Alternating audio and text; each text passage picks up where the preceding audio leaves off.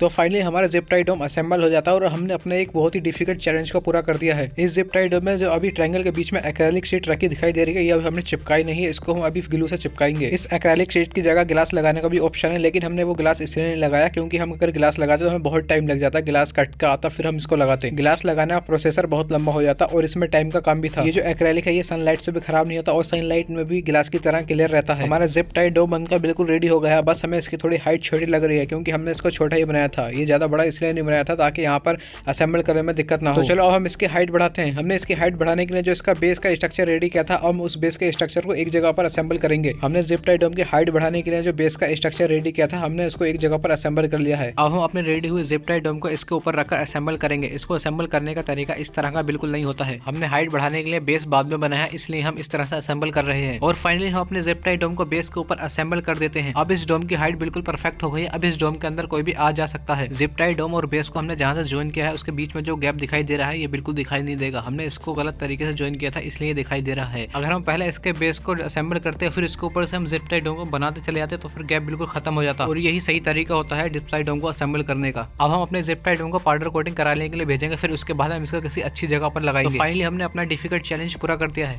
अगर आप लोगों को वीडियो अच्छी लगी हो तो वीडियो को लाइक और हमारे चैनल को सब्सक्राइब करना ना भूलें। मिलते हैं अगली वीडियो में।